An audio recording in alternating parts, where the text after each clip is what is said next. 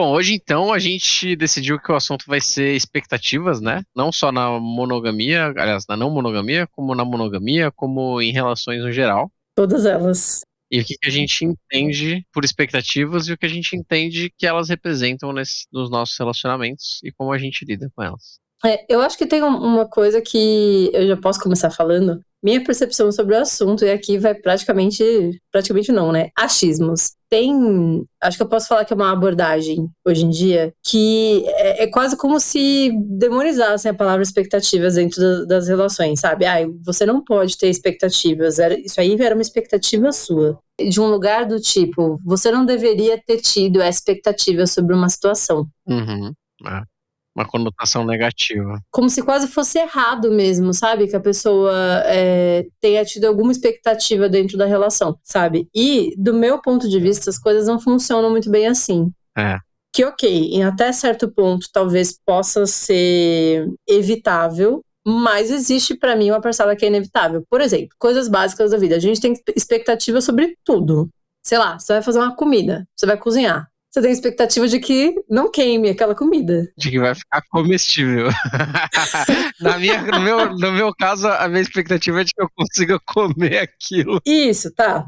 Essa é a sua expectativa. Você tem a expectativa de que aquilo vai ser comível, você tem a expectativa de que você não vai queimar, de que vai ficar relativamente gostoso, certo? Você tem alguma expectativa sobre aquilo, entende? Sim. Sei lá, você tá estudando numa faculdade, você tem a expectativa de se formar e ir pra área, de alguma forma. Ou ir pra outra área. Mas de alguma forma você constrói expectativas sobre as situações, sabe? Todas elas, todas elas. Sim, claro. O meu ponto de vista sobre isso é que a questão não seria o erro de você construiu uma expectativa e isso é errado. Eu não vejo dessa forma. Eu vejo como as expectativas existem e é o que a gente faz com isso que pode influenciar as relações. Uhum. É como você escolhe olhar para isso e verbalizar isso que faz as relações se tornarem mais fáceis ou mais difíceis. Uhum. Quase que como é algo que é natural nosso. É que eu não gosto muito dessa palavra natural, mas é como se fosse algo natural nosso. E o que influenciasse, na verdade, é como que a gente lida com esse natural, né? Tanto em questão de comunicar essa expectativa e falar pra pessoa, olha, eu esperava que você fizesse isso. Sim. Ou então, quando são coisas que você não tem nem, às vezes você não tem nem com quem comunicar, é como você lida com aquilo, né? Tipo assim, se você vai ficar com raiva, vai ficar triste e etc. E porque tem o lado positivo da expectativa também, né? Há um tempo atrás a gente leu um post, acho que foi do Biel Coelho, que ele estava falando sobre expectativas e falou que exatamente se não tivesse as expectativas, e eu concordo muito com isso, também não ia ter a felicidade de algo cumprido, né? Tipo, a parte da expectativa também é positiva, né? Tipo assim. Como se fosse tipo de atingir alguma coisa que você esperava. Exatamente. Tipo um check na... Exatamente. Tipo, como é que eu vou sentir felicidade e prazer em algo se eu não dou valor para aquele algo? Ou então se eu não tenho a expectativa daquilo, sabe? Tipo, a expectativa, ela aumenta, inclusive a entrega. Quando a entrega acontece, ela é potencializada pela expectativa. Uhum. E aí, é claro que tudo em moderação, né? Não dá pra gente ter a expectativa ao máximo, porque a gente talvez ela nem seja cumprida. E mesmo que a entrega seja muito positiva, a expectativa ali no máximo por muito tempo gera um problema que é diferente, que é a ansiedade, né? Tipo, e aí, a ansiedade em si tem vários BOs da ansiedade, que é diferente, que é outros 500. E talvez dentro disso que você está falando também entre a parte que a gente está falando de uma expectativa que a gente falou que não gosta da palavra natural, né? Mas a expectativa que é esperada, digamos assim. Sei lá, você entra numa relação porque você acha que aquela relação vai ser gostosa, a princípio, certo? Uhum, sim. Esperamos, né? Não, então, é uma expectativa. Você tem expectativa de que você é gostosa. Como aquilo vai se desenvolver, você não sabe. Você tem expectativa de que aquilo vai te fazer bem, a princípio. Sim. Mas eu acho que também é importante a gente também diferenciar, porque essa expectativa é como se fosse a expectativa esperada. E aí eu acho que o que pode pegar um pouquinho de demonizar e de, às vezes, não conseguir dar o check mark, né, nas boxes, daquele deu certo, Sim. é quando a expectativa ela é muito fora da caixinha, assim. Uhum. Aquela expectativa que você não teve muito nada em volta para construir ela. Sim, foi alguma coisa que você construiu a partir da sua bagagem e dos seus desejos internos, mas não teve nada ali que te indicasse ou, né? Que eu não acho um problema. Uhum. Eu não acho um problema. Eu acho que em algum ponto todo mundo faz. Quando é demais, isso pode ser um problemão. Pode ser, que nem você disse, uma coisa boa, de discutir o que está sendo pensado sobre aquilo. É a parte mais difícil também. Mas eu acho que é a parte que muda o jogo, sabe? Sim, eu também acho. Acho que assim, é porque pra você verbalizar, você tem que entrar em contato, né? E você tem que, pra você conseguir verbalizar, você precisa racionalizar. E esse processo, eu acho que é mais amedrontador do que verbalizar em si. Sim, totalmente. Muitas vezes a gente tem uma expectativa e a gente não nem se dá conta de que ela tá lá, sabe? Porque às vezes ela é um pouco contraditória até, né? É muito difícil, especialmente já que a gente, né, temperos não mono, vamos falar um pouco de não monogamia. Porque, por exemplo, quando você tá começando na não mono, ainda existe um sentimento dentro de você, e eu não tô falando pra todo mundo, óbvio, mas ouvindo relatos de muitas pessoas e também com a gente, foi assim no começo, que é tipo, existe ainda dentro de você uma expectativa de que a outra pessoa não vai se relacionar com outras pessoas. Uhum. E é só você, sabe? Tipo assim, e é muito difícil você encarar isso, sabe? Tipo, porra, eu tô sendo hipócrita, sabe? Eu tô sendo egoísta. Só eu quero viver essa parada e eu não quero que o outro viva. Ou a expectativa de que as coisas vão ser mais fáceis Sim, de lidar do que elas são de verdade. Então, ai não, eu vou super lidar com isso, eu sou zero ciumenta. E aí a vida acontece. exatamente. Ou e o contrário, às vezes as pessoas que acham que é difícil demais e acabam mudando até a própria forma de lidar com a situação por conta dessa expectativa de que vai dar tudo errado e que vai ser um caos. E às vezes, sim, você conversa com a pessoa e a pessoa nem tem tantos sentimentos negativos assim, ela nem tem tantos ciúmes, ela nem tem tanta nada, sabe? Só que ela tá tão aspira na expectativa de que vai dar alguma coisa errada que ela acaba mudando o jeito que ela mesma lida com a situação. Totalmente. E aí entra um pouco nesse lance de encarar as expectativas é difícil, eu acho, sabe? Tipo, é bem difícil. Às vezes a gente tem que se dar conta de que a gente tá sendo contraditório. Uhum. A gente tem que se dar conta de que é uma expectativa nossa e às vezes ela não vai ser atendida. E isso dá muito medo. Às vezes a gente se dá conta de que não é uma expectativa nossa, é uma expectativa social. Exatamente, que foi construída na gente. É. Você às vezes se dá conta de que é uma expectativa que você mesmo não quer ter. Uhum. E aí, como é que você lida com isso, né? Ou então que, apesar de você ter ela, você não concorda com ela, como esse exemplo que eu acabei de dar da monogamia, Nossa, completamente. né? De tipo assim, eu espero que a pessoa não fique com ninguém. Mas se eu paro pra racionalizar isso, e a pessoa racionaliza, ela fala, porra, mano, não faz o menor sentido o que eu tô pensando e o que eu tô querendo. É. Caracas, o que eu faço com isso? Porque é o que eu tô sentindo, tá ligado? E aí, terapia, né?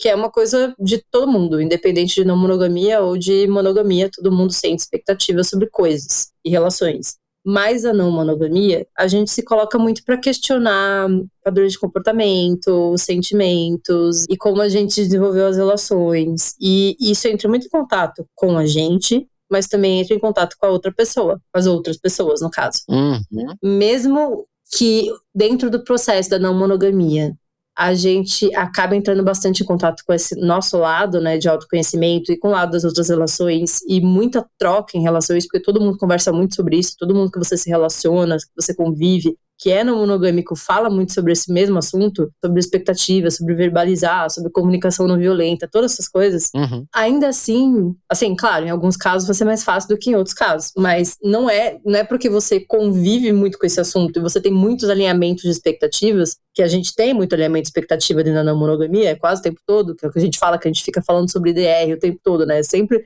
discussão de relacionamento. Sim. Sempre alinhamento de expectativa, sempre alinhamento da relação. Não torna tão fácil esse lance de verbalizar, sabe? Torna mais fácil o fato da gente saber que precisa fazer isso. Mas verbalizar quais estão sendo as suas expectativas nas situações, nem sempre elas vêm fáceis, assim, sabe? Sim, concordo, é verdade. Bate num assunto que eu sempre falo, que a gente não é ensinado desde criança, né? A lidar com emoções e tal. Que é um processo que a gente acaba entrando em contato só quando a gente já é adulto e quando a gente já tem que lidar com essas situações no dia a dia. É diferente de quando você era criança, que você vai ter um conflito com seu amigo, que você é obrigado a ver ele no colégio todo dia, né? Tipo, as relações, esperamos que não, mas muitas vezes elas acabam pra sempre, sabe? Uhum. E eu acho que, de novo, né, é falta de maturidade, é falta da gente ter sido ensinado isso ao longo da vida.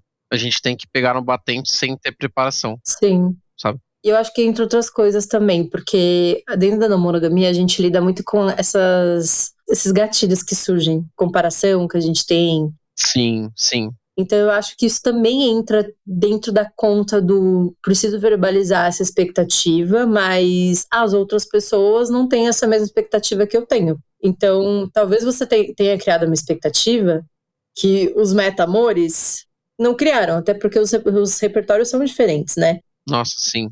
Só que aí você entra nessa questão de comparação, sabe? Eu não queria ter essa expectativa, porque as outras pessoas que estão se envolvendo com quem eu amo não têm, e aí você se cobra de estar tendo essa expectativa que você não deveria estar tendo. Sim. E aí fica mais difícil ainda você verbalizar, porque você pensa, putz, o que vão pensar de mim? Entende o que eu tô querendo dizer?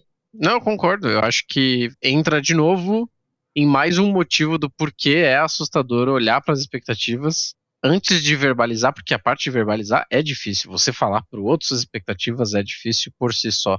Mas antes disso também tem a etapa de você perceber e assumir que tem essas expectativas.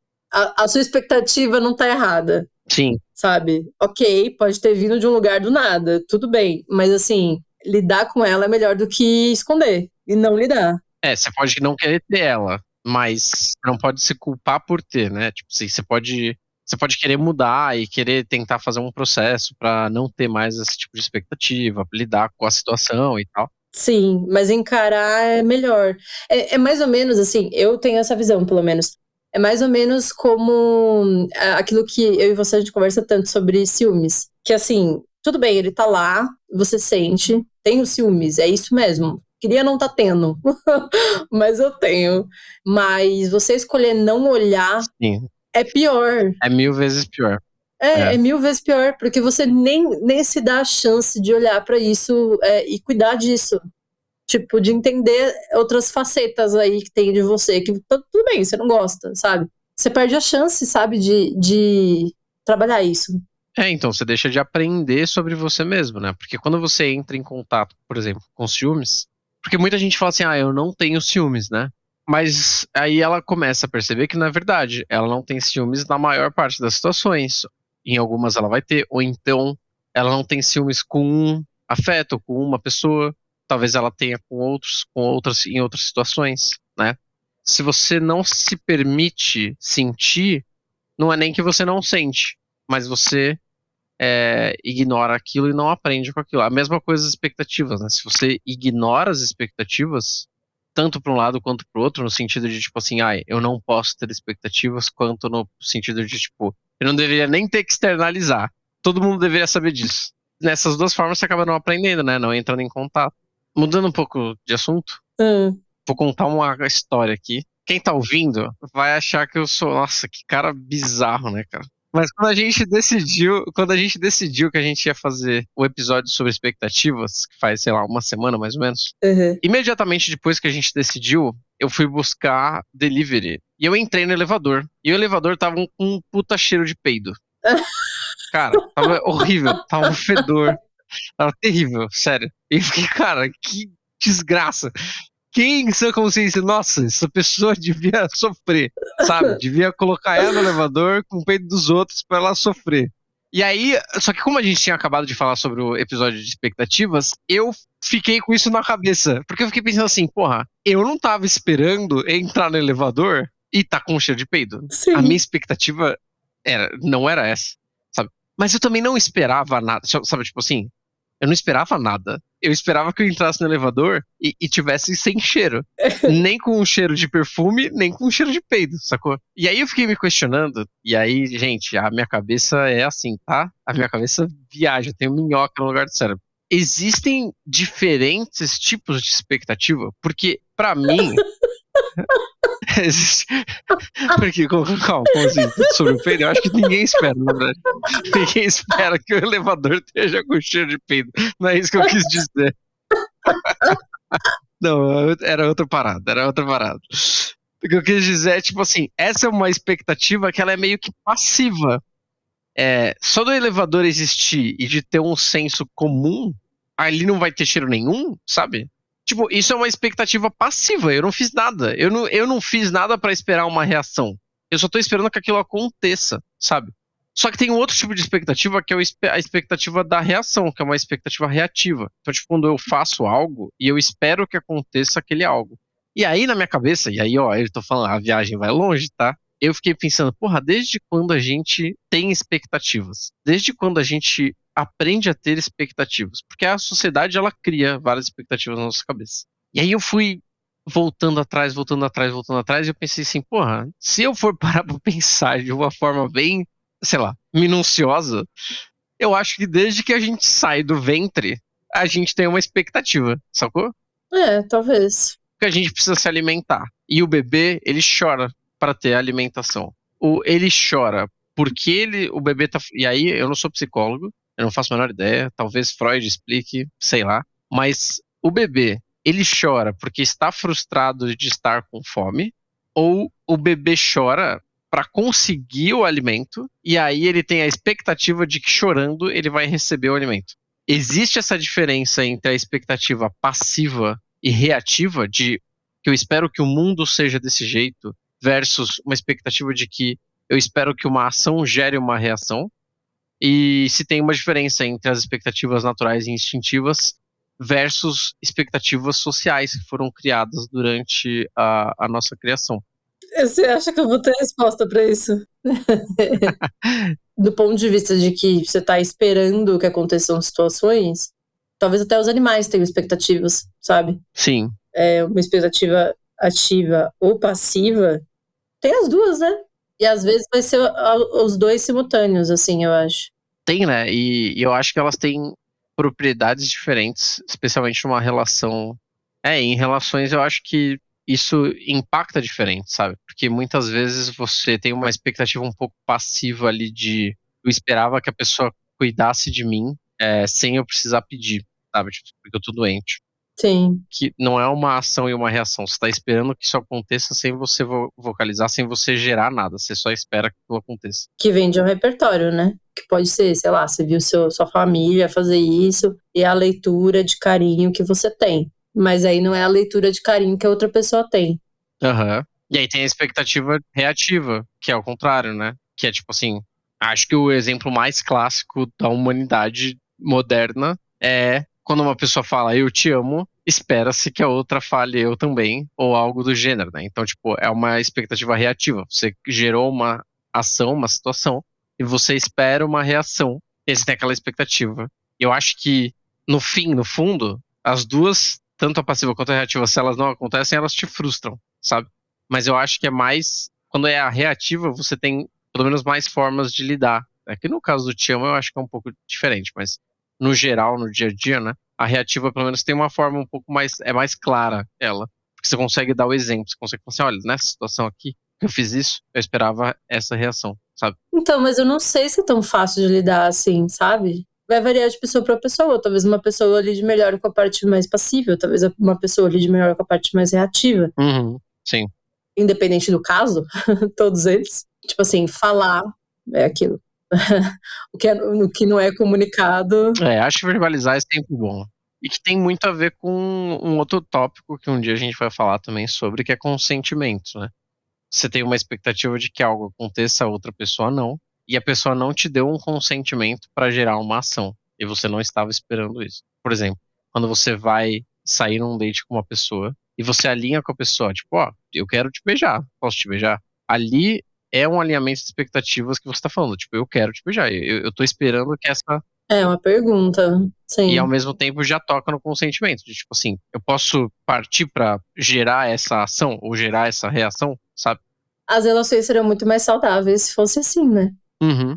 Perguntar as coisas antes de deduzir. Sim. É o que torna tudo melhor. Você não corre o risco de se passar ali de uma situação específica ou de machucar uma pessoa. E em todas as relações, né? É importante as pessoas terem alinhamentos de expectativa em todas as relações. A gente já falou sobre isso, eu acho que em algum episódio. Talvez amigos devessem alinhar expectativas também, né? Tipo assim, na nossa sociedade, a gente lida muito com essas questões em relações afetivo-sexuais, mas a gente deveria também lidar com amizades e família, né? Não sei se deveria é uma palavra forte, mas Faria bem. Faria bem, é. É muito engraçado, a gente fala realmente do alinhamento de expectativa, vem essa parte mais de relação amorosa. Outras relações poderiam se beneficiar muito, porque em relações de trabalho você tem esse alinhamento. Você precisa desse alinhamento. Não, mas faz muita diferença e você vê na prática. Às vezes. E às vezes faz muito mal não ter. Exatamente. Porque você vê as coisas andando, você vê o dinheiro entrando, você vê números com mais clareza, você vê, né? Sim. Eu acho que nas relações a gente não tem essa questão tão clara, talvez, sabe? Sim. Não é tão palpável, talvez. E aí a gente pensa que, não precisa de tanto. Relação de amizade, alinhamento de expectativa, seria tudo. E a gente faz muito pouco. Família, de família é uma coisa que deveria muito ser feita. Nossa, total. Quantas pessoas não têm filhos esperando que os filhos cuidem dos pais quando eles estiverem na velhice? Esse alinhamento não é feito ao longo da vida dos filhos. Como o que você espera? Não, no geral, até entre irmãos, até, assim, pensando em amizade, por exemplo, cara, fiquei chateado que você não me ligou no meu aniversário, ou que você não tava aqui, ou então, tipo, pô, eu esperava que você fizesse X ou Y, então, um exemplo que, assim, deve ser relativamente comum, sabe, cara, eu gostei muito que você fez isso, eu fiquei muito feliz, e eu esperava que isso acontecesse mais, sabe, tipo assim. O alinhamento positivo, né? O alinhamento positivo de, tipo assim, isso me surpreendeu, mas a partir de agora, tipo, eu tô na expectativa de que isso aconteça porque me fez muito bem. Tipo assim, eu não esperava, mas eu tô sinalizando pra você que agora que eu vi que isso é legal, eu espero isso mais vezes porque me fez muito bem. Exatamente. Pô, isso deveria muito ser feito. Realmente reconheci que isso é uma coisa que faltava, sei lá, ou fazia bem pra mim. Porque a quebra de expectativa não necessariamente precisa ser negativa sempre, né? Tipo, foi o que eu falei. No meu caso, eu entrei no elevador e tava com cheiro de peido, mas se tivesse com um cheiro de perfume, ia ser um cheiro gostoso, sacou? Então, tipo, Sim. A quebra de expectativa pode ser positiva também, nem sempre é negativa, né? Eu acho que a gente tem que separar também, sabe? O fato de você trazer alguma expectativa que você tem pra outra pessoa não significa exatamente que ela vai ter um bom entendimento daquilo que você tá falando. Claro. Repertórios diferentes e mais do que isso, né? Às vezes a pessoa ela não consegue absorver aquilo porque ela não tá no momento, então porque ela nunca fez aquela racionalização antes, então é novidade pra ela. E isso é uma coisa que nós, no mono, a gente tem que lidar muito com isso também. Mas que isso são as situações do tipo, ela entende que ela não quer lidar com isso. Nossa, sim. Vou dar um exemplo prático. Eu sou uma montanha-russa no sentido de conseguir dar atenção no online, assim, à distância. Eu tenho momentos onde eu consigo dar muita atenção, picos onde eu consigo dar muita atenção para as pessoas que eu amo, seja WhatsApp, seja Instagram, consigo ter essa troca longe, muito bem feita, essa manutenção das relações muito bem feitas. Uhum. Mas aí depois eu tenho uma queda, onde eu não consigo manter a comunicação com todas as pessoas que eu gostaria. Eu simplesmente não consigo. E aí eu vou lá e explico para as pessoas que eu amo que isso é uma característica minha. Eu vou ter momentos que eu vou estar super presente, vou ter momentos que eu não vou estar muito presente. E eu tenho essa questão de explicar para as pessoas que eu gosto que, olha, não é uma questão sua, minha com você, é uma questão de eu sou assim e por acaso eu tô num pico bom agora, ou por acaso eu tô num pico ruim agora. Tudo bem, tem pessoas que entendem que essa é a Paola. Sim. Isso aqui significa ela, mas vão ter pessoas que vão falar, cara, as minhas relações não funcionam assim, preciso que você esteja 100% presente. Tá, é por isso que o alinhamento é bom, porque também eu vou entender que é bom, não é o que eu posso dar. Desalinhado. É o que você quer, mas não é o que eu posso dar. E aí a gente se entende de alguma forma, sabe? Seria melhor chamar de tentativa de alinhamento de expectativas, porque às vezes elas vão estar desalinhadas por natureza, porque as pessoas pensam e querem coisas diferentes, né? E aí não tem o que fazer, é isso. Voltando lá no começo, acho que isso é uma das coisas que assusta também. A gente encarar que existe essa possibilidade. Sim. E a gente puxar esse assunto sabendo que existe essa possibilidade e sabendo que talvez a gente quebre a cara, é difícil, né? A gente tá se colocando no risco, entre aspas, né? Sim, possa ter uma rejeição, né? Não é fácil de lidar, mas é mais saudável. Por exemplo, nesse caso que eu dei, não fica uma cobrança excessiva em relação a algumas coisas, né? Porque uma vez que eu falei que, olha, eu consigo dar isso, e a pessoa entende que eu tô no meu limite do que eu posso dar. Sim. Se ela começa a cobrar demais, ela tá entendendo que aquilo lá tá, de alguma forma, me agredindo. Não existe, não dá. É horrível? É horrível.